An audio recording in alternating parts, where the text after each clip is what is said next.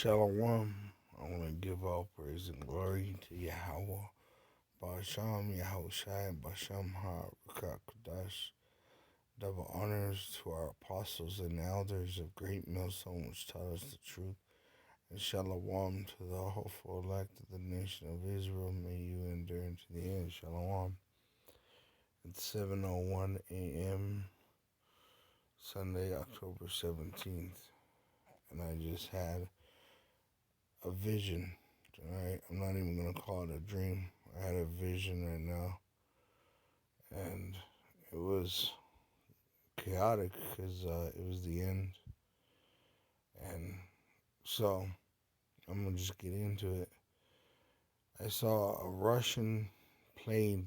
I've never seen a plane so big. It was bigger than some of the buildings. Alright. And I was in a car heading towards the bank to deposit a check with my mother and my other brother. And I didn't expect to stay gone long, so I only slipped on my shoes. I didn't even tie them. And that was one of my biggest regrets, because when this thing popped off, I didn't have time to sit down and even tie my shoe. That's how crazy it was. And this plane, just as big as it was, just literally fell on top of the city and exploded. And when this happened, this had a chain reaction of just violence. All right. So right when I seen it, everybody in the traffic stopped to look, and I got out, and you could clearly see the symbols on the side look like a Russian or Chinese plane.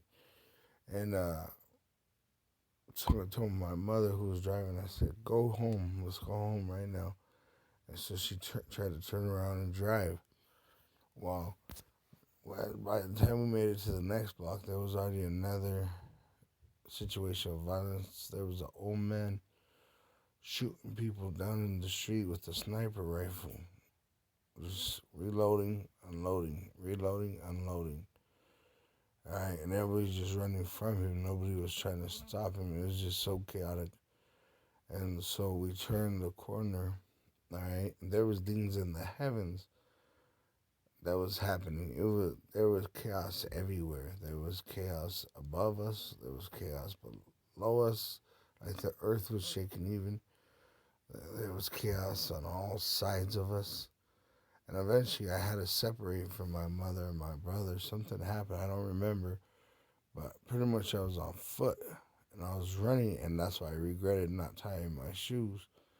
And I had to run uphill, and we lived in an apartment. And I was just trying to get to my son and my girl. And, I have children, so I was trying to get back there. And I was just running uphill. And I was running through the alley trying not to get seen. And I saw in the back of the alley what I ran into was a group of so-called white supremacists. And I could see their garments being equal to the Ku Klux Klan. And they were going to be on motorcycles, just like in the movie Purge. And they were chasing me when they see me, but they knew I couldn't run fast because of my shoes. And so I just stopped, because they were pretty much on top of me. And I was just praying, I was just like, yeah, I shared my mind. And he said, the devil, there was a bunch of them, said, you know what? I'm going to let you get a head start, and then the hunt is on. And what I handed him, I don't know where I had it, but I had 2 boxes of Fruit Loops, and I gave him the half-empty one, and I had the full one. And he was like, all right, man, you know what? I'm going to even give you a little more time because you gave me these Fruit Loops. I love Fruit Loops. And I just turned around and start running even faster, I kicked my shoes off, and I was just running and running and running. And then when I got up into the apartment, I ran upstairs into my apartment, and this little old lady was watching my kids, and my wife was in the other apartment. So then I banged on the apartment because they already knew shit was popping off. Like I was saying, the whole city was just fucking crazy, man. And fucking when she opened the door, she was like, it was like relief for me and for her. But I seen my mother inside the house, and somehow they made it home. And my son, I have multiple sons, but I believe the one son represented them all because he kind of like looked like them all. He looked like my oldest. He looked like my middle son. He looked like my youngest son. And I hugged him. And then the next scene in my dream was I was training my son how to fight for a gun. I was trying to get him to rip it out of my hands. I said, son, we got to learn how to fight for a gun because this is going to happen. And he was being lazy. He didn't want to do it. And it made me feel sick, to see my son being weak. And, the thought that came to my head, my son is probably going to die in this, you know. And, being in the truth, we understand death. And, I just said, I woke up with the thought, what could I do to help my son in these last days? And there's really nothing. What I saw in my dream, in my vision, there's nothing that could save you in that day. But Yahweh Ba'Shem Yahushai. In my dream, I even had a pistol, but it was like a water gun compared to the things that other people were doing and had.